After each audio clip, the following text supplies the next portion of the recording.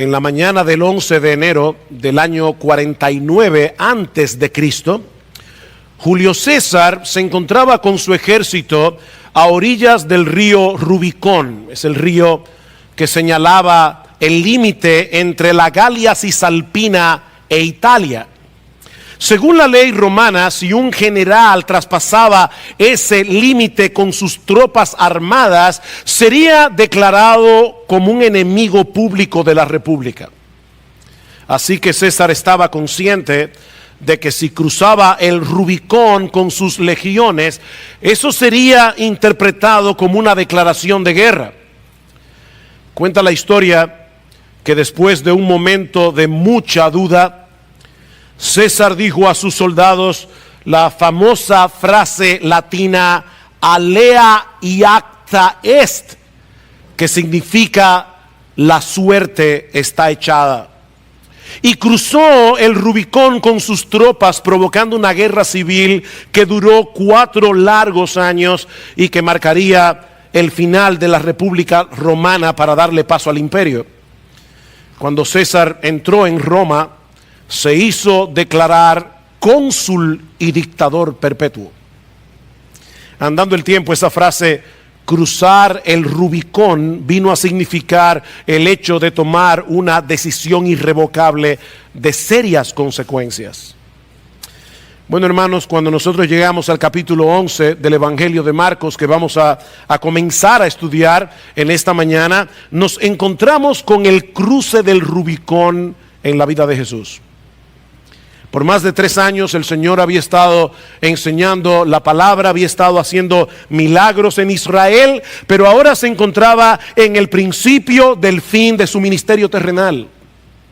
Su entrada en la ciudad de Jerusalén, ese famoso Domingo de Ramos, habría de provocar una reacción en cadena que culminaría con su muerte en la cruz del Calvario durante la fiesta de la Pascua que se celebraba en Israel en esos días. Así que a diferencia de Julio César, el Señor no entró en Jerusalén como un dictador dispuesto a aplastar toda resistencia, sino como un rey que asume la posición de un siervo para dar su vida en rescate por muchos. No llegó a Jerusalén montado en un caballo, ni rodeado de ejércitos armados, sino montado en un pollino de asna, rodeado de sus discípulos y de una gran multitud que le aclamaba sin tener un claro entendimiento de la naturaleza de su reino. César entró en Roma para gobernar el imperio con mano de hierro. Cristo entró en Jerusalén para ser entregado a un procurador romano por los líderes religiosos de su nación y ser condenado a muerte durante esa fiesta donde los judíos sacrificaban miles de corderos cada año conforme a la ley mosaica, corderos que nunca podían quitar los pecados de nadie. Todos esos sacrificios señalaban a ese gran sacrificio que habría de ocurrir en el próximo viernes de esa semana, cuando el Señor Jesucristo fuera llevado a la cruz como el verdadero Cordero Pascual que quita el pecado del mundo. La muerte de Cristo en la cruz es el tema central de toda la Escritura. La muerte de Cristo en la cruz es el punto focal de toda la historia humana. Es la línea divisoria que separa a los que se salvan de los que se pierden. Es la línea divisoria entre el cielo y el infierno. Es por eso que los evangelistas le dedican tanto espacio a los eventos que ocurrieron en esa última semana. Mateo le dedica un cuarto de su evangelio, los capítulos 21 al 28, a esa pequeña porción del ministerio terrenal de Jesús. Marcos le dedica un tercio, Lucas le dedica un quinto y Juan la mitad completa de su evangelio, solamente para hablar de esos últimos 7 días. Si sumamos el contenido de los 4 evangelios, veremos que hacen un total de 89 capítulos. 30 de los cuales se enfocan en estos 7 días. En otras palabras, más de un tercio de los 4 evangelios está dedicado a narrar con lujo de detalle lo que sucedió durante la semana de la pasión, que comienza precisamente con la entrada de Jesús en Jerusalén. Y de paso es interesante notar que este es uno de los 3 eventos que se narran en los 4 evangelios. Es el único evento, junto con la alimentación de los 5,000 con 7 panes y 2 peces, la resurrección de Cristo. Son los únicos 3 eventos que se narran en los 4 evangelios. Este pasaje ha sido conocido como la entrada triunfal. Sin embargo, si yo pudiera hacer un plagio sin violar la ley del copyright o del derecho de autor, yo me habría apropiado en esta mañana del título que usó John MacArthur cuando estaba exponiendo este pasaje en su serie del Evangelio de Marcos. Él tituló su mensaje "La falsa coronación del verdadero rey". La falsa coronación del verdadero rey. Más que una entrada triunfal, esta es una falsa coronación, como veremos en un momento. Porque ciertamente Jesús es el Mesías del que hablaron los profetas del Antiguo Testamento. Él es el hijo de David, que habría de sentarse para siempre en el trono de su padre. Pero la mayoría de las personas que estaban allí ese domingo de Ramos aclamando a Jesús no tenían ni idea de qué clase de rey era él, ni de qué tipo de reino o qué tipo de reino es que él había venido a implantar en la tierra. De hecho, ni siquiera sus discípulos. En el relato del Evangelio de Juan, Juan nos dice que los discípulos entendieron esto que sucedió ese domingo después de la resurrección. Así que ni sus discípulos entendieron lo que estaba sucediendo allí. Este es un pasaje significativo, es un pasaje muy sensible, que yo espero que el Señor use en esta mañana para movernos a aclamar a Jesús como rey, pero teniendo una plena conciencia de lo que eso implica. Se puede decir que Jesús es el Señor y no tener a Jesús como Señor. Se puede cantar alabanzas al rey y no tener a Cristo como rey. Alguien decía: no podemos cantar un himno como el que cantamos hace un momento, coronadle Rey de Reyes, y cantar en el resto de la semana, pero sigo siendo el rey. No, Él es el rey, el único rey. Y no es rey el domingo, Él es rey los 7 días de la semana, los 365 días del año, y será rey por toda la eternidad. Podemos dividir este pasaje en 3 partes.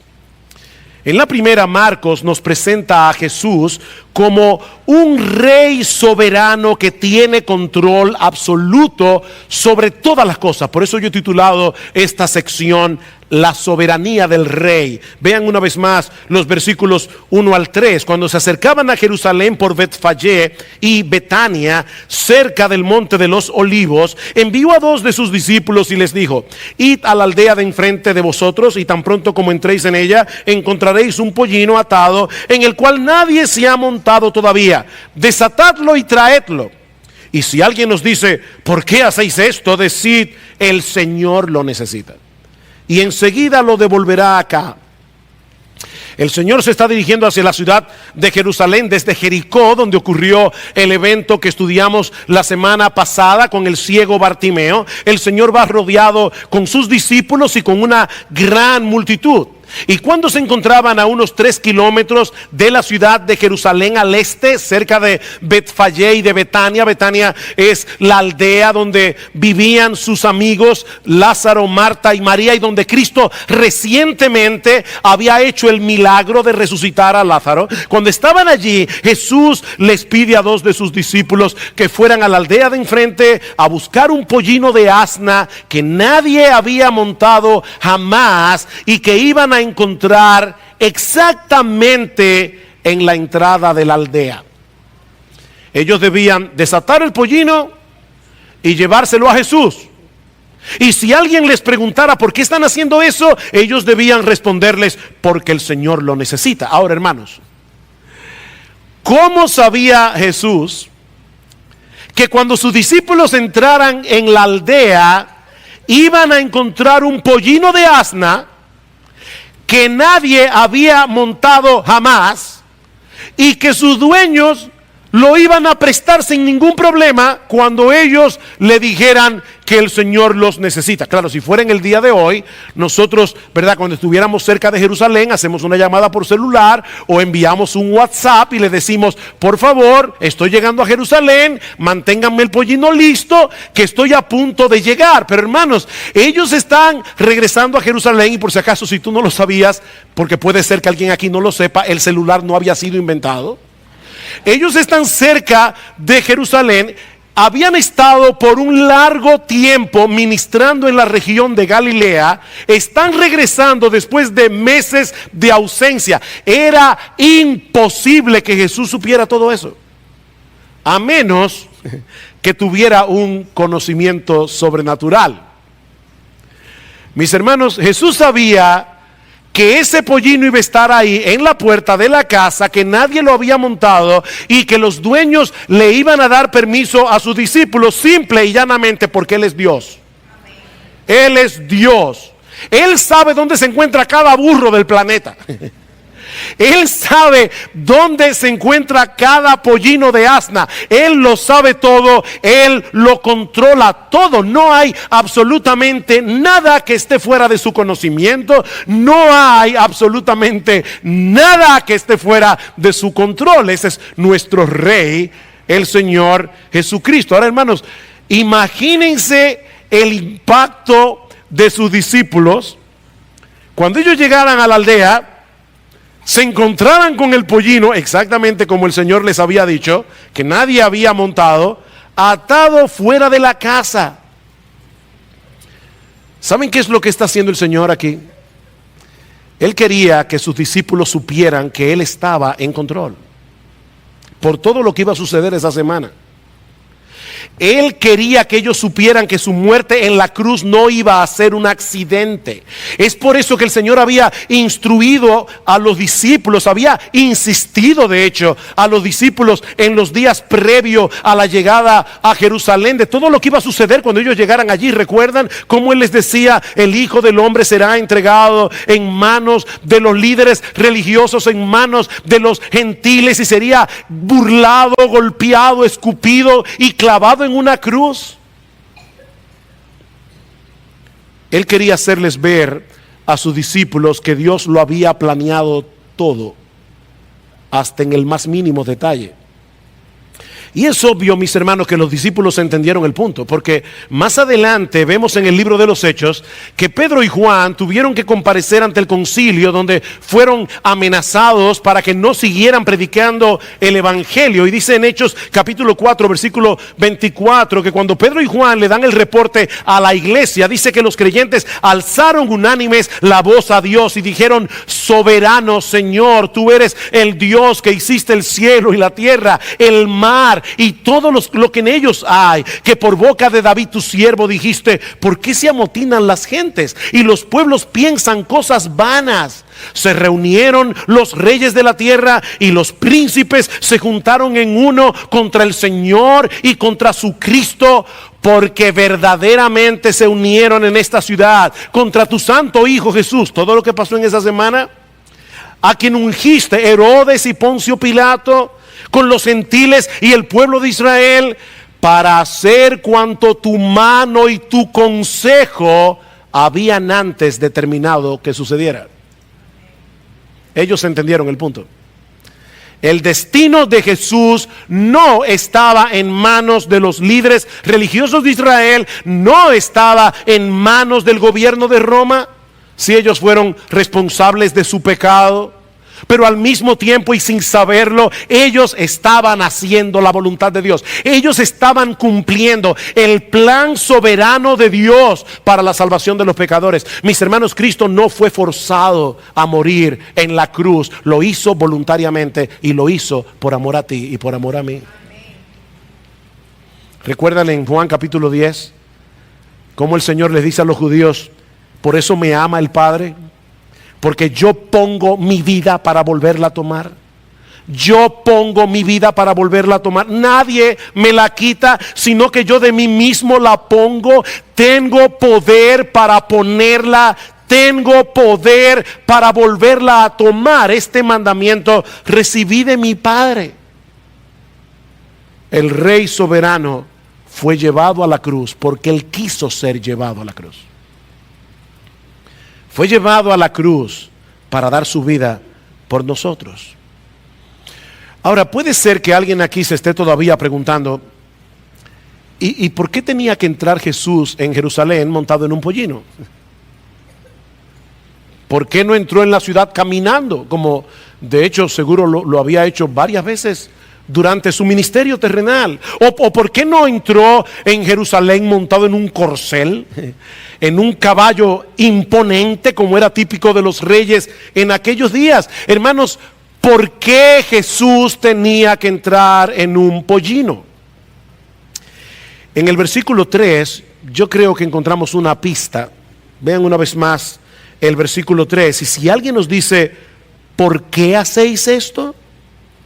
Decid, el Señor lo necesita. El Señor lo necesita. Y de paso, una vez más, Jesús está evidenciando aquí su omnisciencia. Él lo sabe todo, no solo dónde está cada asna, como decíamos hace un momento, dónde está cada burro, cada pollino. Él sabe quiénes son los dueños de cada burro, de cada asna, de cada pollino. Y Él sabe cuál es la condición del corazón de cada dueño de esos burros. En otras palabras, Jesús sabía que los dueños del burro, porque había una burra y el asna, o mejor dicho, perdón, un asna y su pollino. El Señor sabía que el dueño del asna y el dueño del pollino conocían a Jesús y confiaban en Él. Y cuando oyeran que el Señor lo necesita, le iban a dar el asna y el pollino, porque el Señor lo necesita. No Jesús. ¿Vieron? ¿Por qué desatáis el pollino? Porque el Señor, no Jesús, el Señor lo necesita. Eso va a ser suficiente. Y otra cosa también de paso, la verdad es que esta fue una encomienda un tanto incómoda para los discípulos.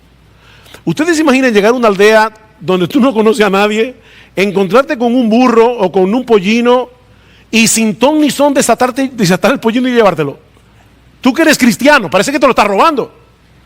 Era una encomienda un tanto incómoda. Vayan a la aldea, encontrarán un pollino, desátenlo y tráiganmelo. ¿Y para qué? No, ellos no preguntaron absolutamente nada. Y el Señor no le dio ninguna explicación. Ninguna explicación adicional. ¿Saben por qué? Porque Él es el Señor. Y ellos simplemente debían obedecer. Mis hermanos, el Señor es el Señor. Eso es profundo. Es que nosotros a veces usamos palabras tantas veces que perdemos el significado. El Señor Jesucristo. El Señor Jesucristo. ¿De verdad tú crees que Jesucristo es el Señor?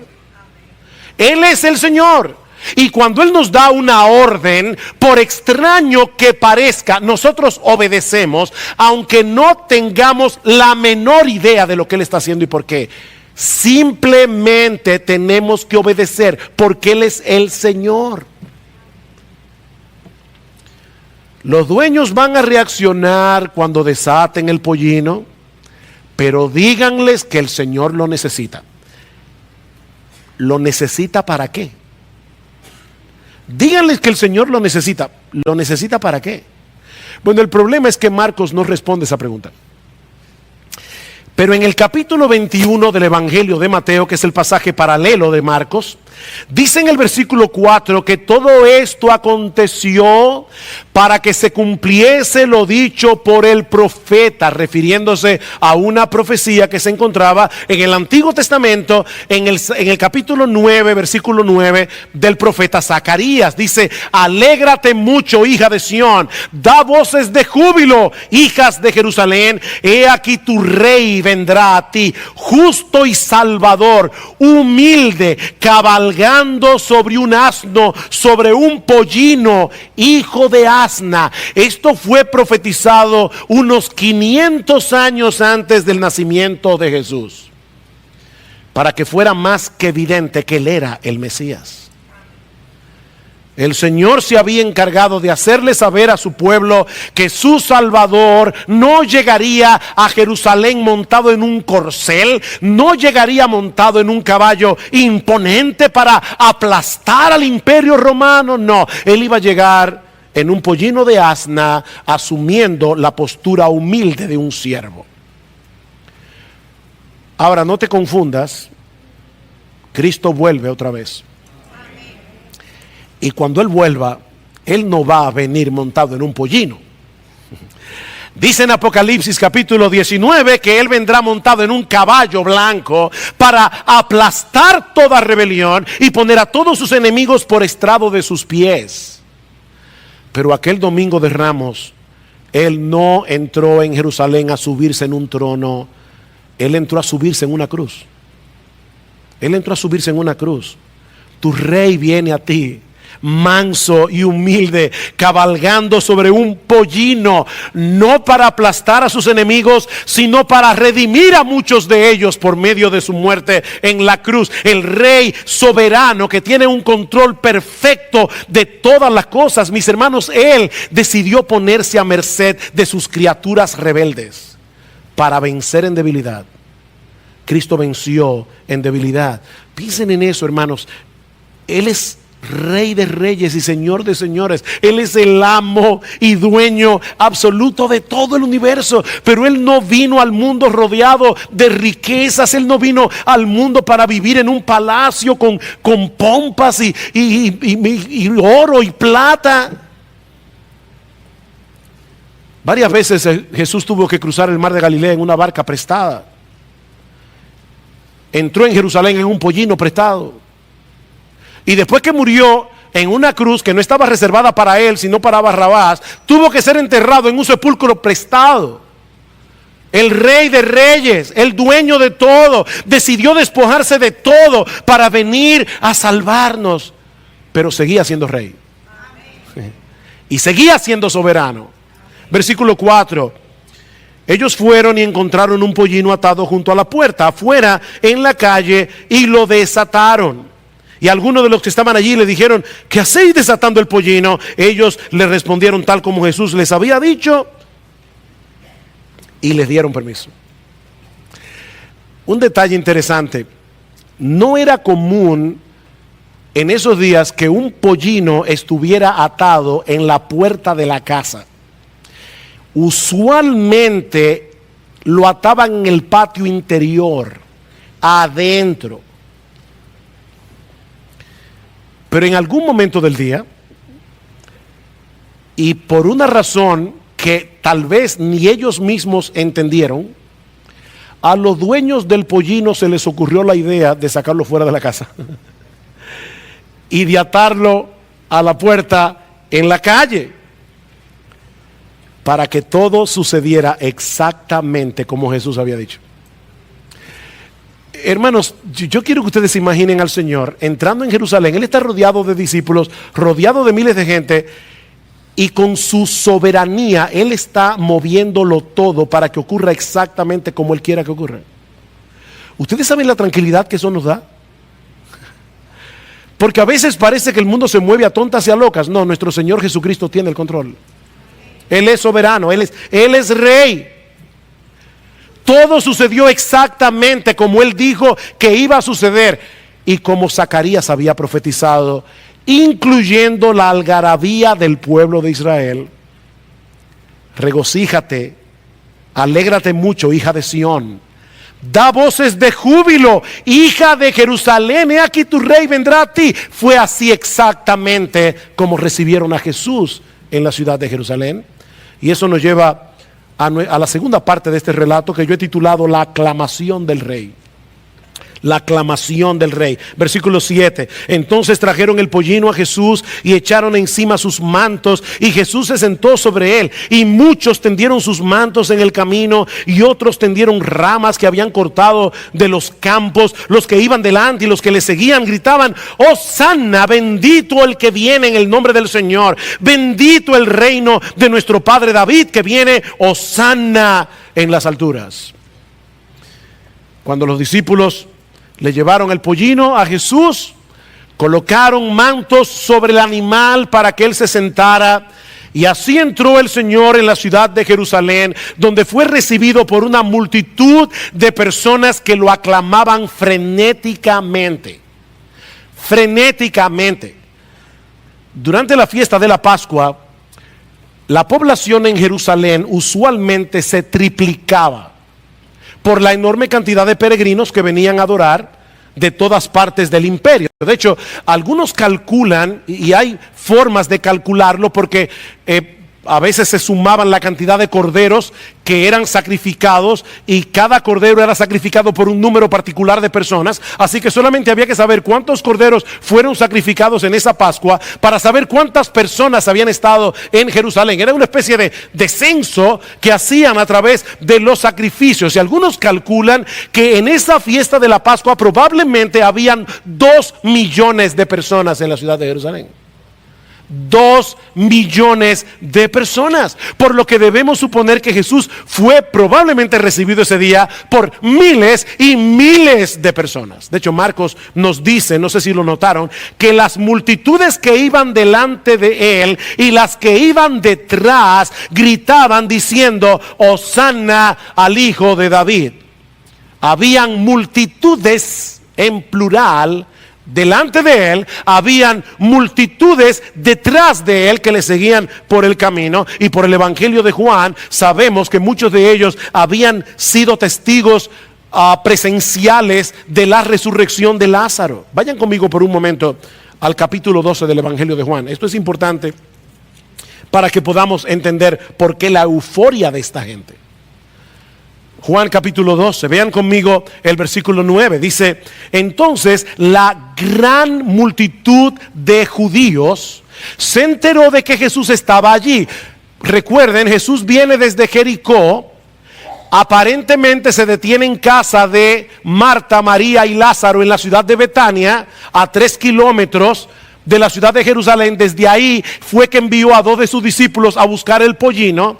Y ahora Juan completa la historia y dice: la gran multitud de judíos se enteró de que Jesús estaba allí, y vinieron no solo por causa de Jesús, sino también por ver a Lázaro, a quien había resucitado de entre los muertos. Pero los principales sacerdotes resolvieron matar también a Lázaro, porque por causa de él muchos de los judíos se apartaban y creían en Jesús. Al día siguiente, cuando la gran multitud que había venido a la fiesta oyó que Jesús venía a Jerusalén, tomaron hojas de palmas y salieron a recibirle y gritaban: Hosanna, bendito el que viene en el nombre del Señor. Así que toda esa gente que estaba en casa de Marta y María, curiosos que querían ver a Lázaro vivo, ahora venían junto con Jesús, o ya se habían adelantado y estaban en la ciudad de Jerusalén, y cuando lo vieron venir comenzaron a gritar eufóricos.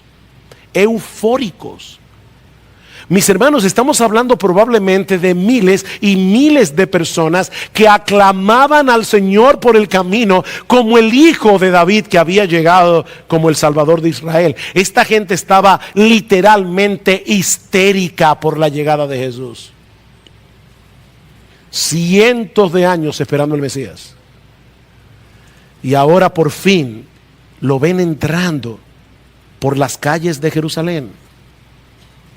Marcos dice que muchos tendieron sus mantos en el camino, otros tendieron ramos que habían cortado en los campos para darle la bienvenida, como era típico para recibir a un rey en esos días. Si ustedes van a Segunda de Reyes capítulo 9 versículo 13, van a ver que Jehú, el rey Jehú, fue recibido exactamente como Jesús. Eso era típico en aquellos días. Y al mismo tiempo gritaban: Hosanna, Hosanna. ¿Qué significa esa palabra? Esa palabra significa sálvanos ahora, te rogamos. Es una oración. Sálvanos ahora, te rogamos. En ese momento, esa multitud no tenía duda de que Jesús era el gran libertador prometido por los profetas del Antiguo Testamento. Bendito el que viene en nombre del Señor. Una cita del Salmo 118, versículo 26, que el pueblo de Israel cantaba durante la Pascua. Hermanos, por cientos y cientos de años, ellos habían cantado el Salmo 118. Y habían cantado bendito el que viene en el nombre del Señor. Pero ahora ven a Jesús y comienzan a cantar este salmo que tantas veces cantaban durante la Pascua. Bendito el que viene en el nombre del Señor. Bendito el reino de nuestro padre David que viene.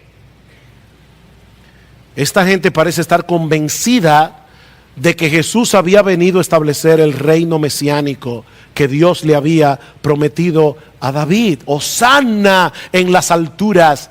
En otras palabras, que nuestros ruegos lleguen al cielo, que nuestros ruegos sean escuchados en el trono de Dios, para que Dios venga a salvarnos ahora que el Mesías ha llegado. Era una euforia total.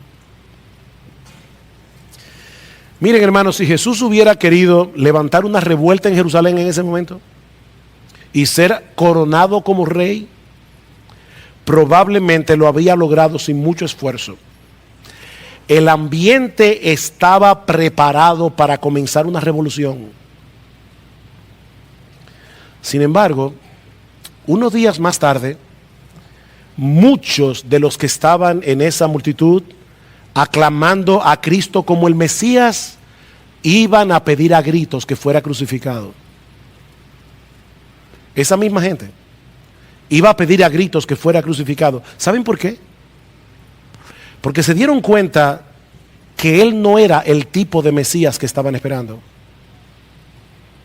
Ellos querían un líder político que librara a Israel de una vez por todas del yugo romano. Ellos querían un rey que volviera a traer a la nación de Israel todo el esplendor, toda la prosperidad que ellos llegaron a tener en los días de David, en los días de Salomón. Ese era el Mesías que ellos estaban esperando. Pero con el paso de los días comenzaron a darse cuenta que él no había venido a dominar, él había venido a morir. A morir por causa de sus pecados, de mano de esos mismos romanos que ellos querían que él expulsara. ¡Qué decepción! ¡Qué decepción!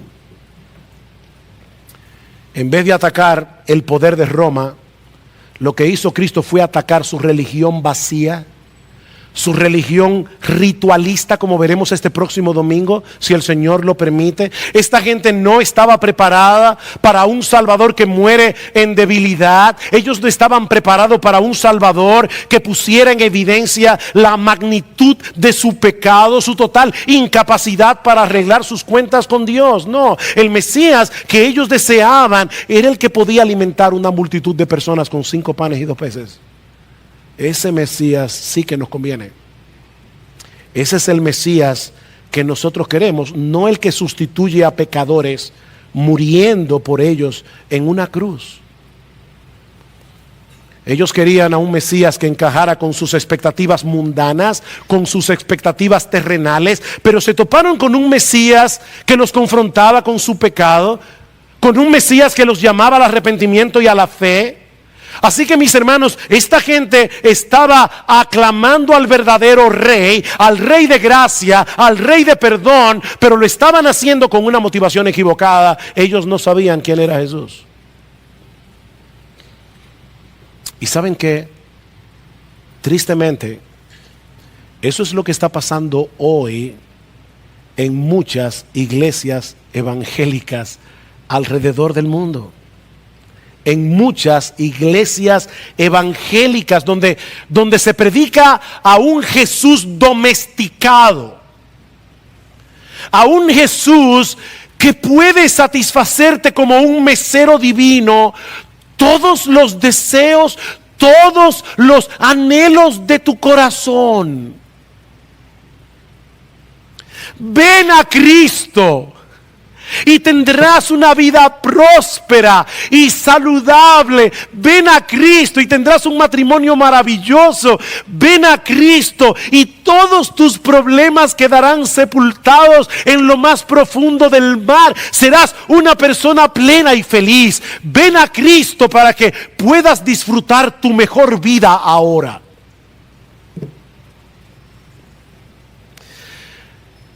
Y muchos visitan esas iglesias cada domingo. Muchos visitan esas iglesias. Y cantan con entusiasmo y con profunda devoción. Porque es con mucha devoción a ese Cristo que solo existe en su imaginación. Mi amigo, si tú estás aquí en esta mañana, déjame decirte algo lo más claro que yo pueda. Cristo no es esa clase de rey.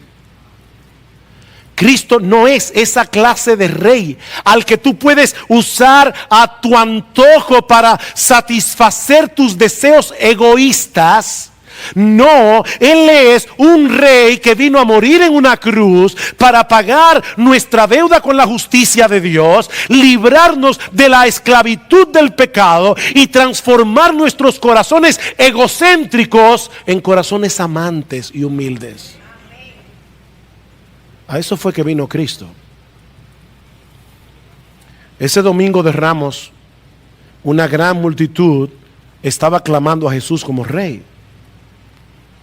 Pero muy pocos estaban realmente dispuestos a someterse a su autoridad. Una cosa es venir a la iglesia y cantar con los ojos cerrados. Y por si acaso yo canto con los ojos cerrados. Pero una cosa es venir a la iglesia y cantar con los ojos cerrados y levantar las manos. Y cantar que Jesús es maravilloso. Y otra muy diferente es estar dispuestos a someter nuestra voluntad a la suya, reconociéndole a Él como Señor, reconociéndole a Él como el amo, dueño absoluto de nuestras vidas. Es muy diferente. Es muy diferente. Mire, si alguien pudiera tomar el túnel del tiempo y llegar ese domingo de Ramos a Jerusalén, sin haber leído los evangelios, por supuesto, muy probablemente habría llegado a la conclusión de que Jesús estaba a punto de ser coronado como rey por una multitud que le amaba de todo corazón. Pero eso no fue lo que vio Jesús ese día. Y eso nos lleva a nuestro último encabezado: la mirada triste y penetrante del rey. La mirada triste y penetrante del rey. Versículo 11. Marcos capítulo 11, versículo 11. Y entró en Jerusalén, llegó al templo y después de mirar todo a su alrededor, salió para Betania con los 12, siendo ya avanzada la hora.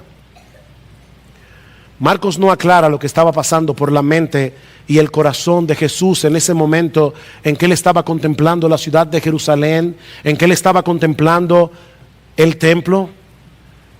Pero por medio del Evangelio de Lucas podemos saber lo que había encerrado en esa mirada del Señor. Dice en Lucas capítulo 19 versículo 41 que al acercarse a la ciudad de Jerusalén, al verla lloró sobre ella diciendo: oh, si también tú conocieses a lo menos en este día lo que es para tu paz, mas ahora está encubierto de tus ojos. Cristo lloró por la ciudad de Jerusalén, y la palabra griega que se usa allí da la idea de que él comenzó a sollozar con impíos. Él comenzó a llorar audiblemente por la religión vacía, ritualista de su pueblo. Cristo lloró por la incredulidad de la gente.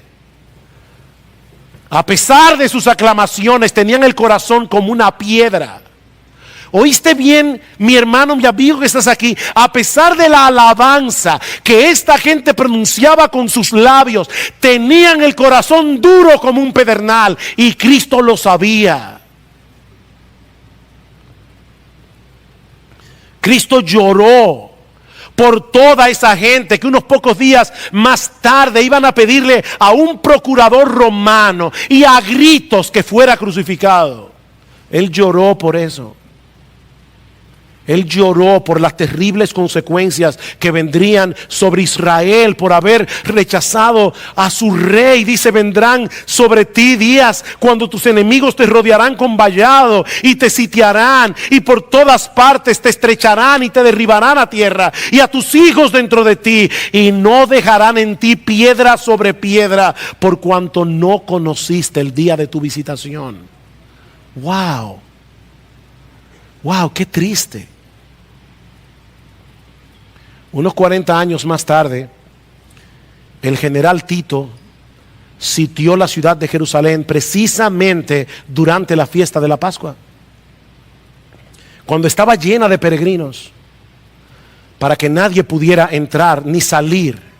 Durante meses cortaron todo suministro para que la gente no tuviera nada que comer, a tal punto que dice Flavio Josefo que la gente tenía que coser las correas y los calzados para comérselos. Y finalmente, en el mes de septiembre del año 70 después de Cristo, los soldados romanos entraron en la ciudad en una orgía de violencia, destruyeron el templo, no dejaron piedra sobre piedra, y se calcula que 1 millón de judíos murieron en la masacre. 1 millón de judíos murieron en esa masacre. Y los que sobrevivieron fueron vendidos como esclavos. Mi amigo, déjame decirte algo, no es cualquier cosa rechazar a ese rey. No es cualquier cosa rechazar a ese rey. El Señor estaba viendo todo eso mientras contemplaba la ciudad que Dios había escogido para hacer morar allí su nombre, la ciudad amada. Cristo lloró por la incredulidad y por la dureza de ese pueblo que el domingo de Ramos lo aclamó con tanto entusiasmo como rey al entrar en Jerusalén para dar su vida en rescate por muchos. Y cuando yo leí ese texto en estos días, preparándome para predicar, yo me preguntaba, ¿qué sentiría Jesús en muchas iglesias en el día de hoy? ¿Qué sentiría Jesús en medio de las alabanzas y las aclamaciones que se escuchan en muchas iglesias en el día de hoy? Miren, mis hermanos, se puede ser intensamente emocional en la alabanza con un corazón que rehúsa someterse a la voluntad de Dios. ¿Tú oíste eso? Se puede ser intensamente emocional en la alabanza con un corazón que rehúsa someterse a la voluntad de Dios. Aunque debemos decir que también se puede ser intensamente emotivo con un corazón obediente y sumiso que reconoce a Jesús como el verdadero Rey de nuestras almas. El problema no está en las emociones. La pregunta es si de verdad tus emociones corresponden con tu sometimiento. Esa es la pregunta. Oh, mis hermanos, que el Señor nos permita que nosotros no seamos como esa multitud. Que el Señor nos ayude, hermanos, para que no seamos como esa multitud, que no seamos culpables de poner delante de Él nuestros mantos, ondear nuestras palmas y nuestras aclamaciones de alabanza con un corazón vacío de verdadera devoción. Porque se puede hacer eso. Que el Señor nos libre. Oh, que Cristo sea recibido hoy en medio nuestro como el verdadero Rey, El verdadero Rey de nuestros corazones, que nosotros podamos llegar delante de Él arrepentidos de nuestros pecados, con la disposición de someternos con gozo a su santa y perfecta voluntad. Eres el Señor, yo soy tu siervo, dime, Señor, ¿qué tú quieres que yo haga? Oh, que a lo largo de toda nuestra vida nosotros seamos dominados por un deseo ferviente de proclamar las glorias y las excelencias de este Rey inigualable, para que muchos otros puedan renunciar a su religiosidad vacía y ritualista y puedan venir a sus pies reconociéndole a Él, solamente a Él, como Señor y Salvador. En cierta ocasión, alguien le preguntó a Corrie ten Boom,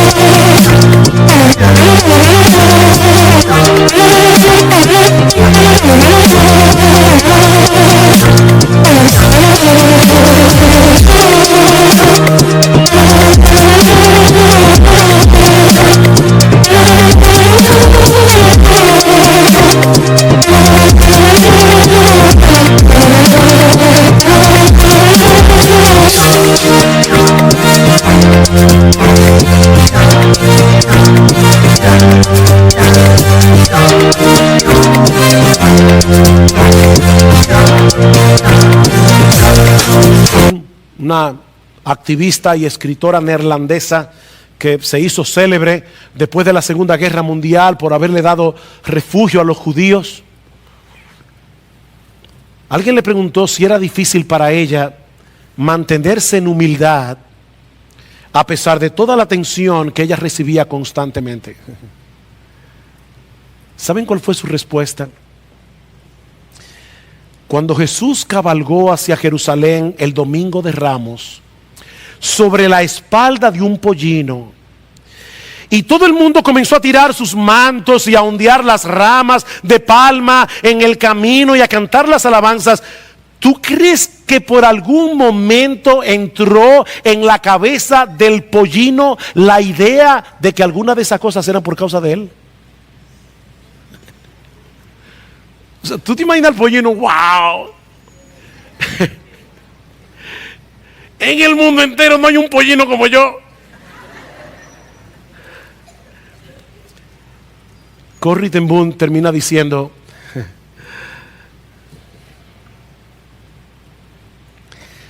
si yo pudiera ser el pollino sobre el que Cristo cabalgue en este mundo, yo le daría a Él toda la alabanza y toda la gloria. ¿Saben qué, hermanos? Cuando nosotros estamos en nuestra mejor condición espiritual, no somos más que burros sobre los que Cristo cabalga.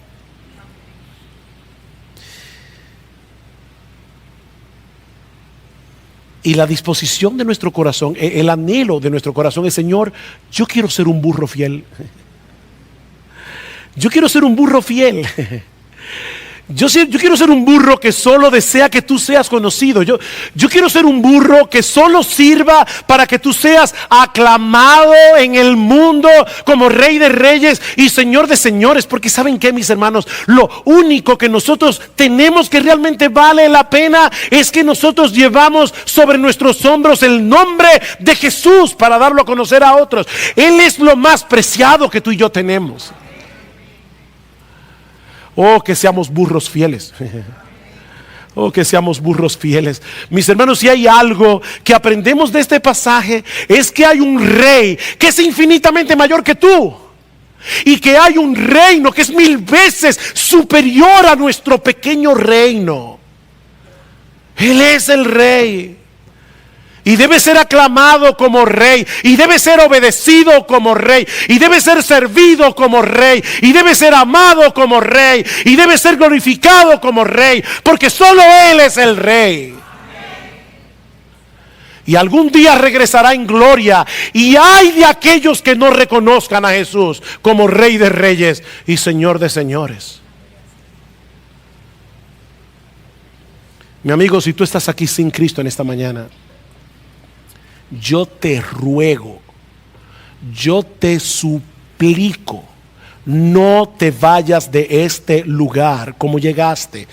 Mi amigo, medita en la reacción de Jesús al ver la incredulidad de esta gente, al ver su corazón endurecido, porque la desgracia de rechazar a Cristo sigue siendo tan desgraciada hoy como lo fue en ese tiempo. Es una desgracia rechazar al Rey de Gracia. Ven a Cristo, mi amigo, ven a Cristo ahora.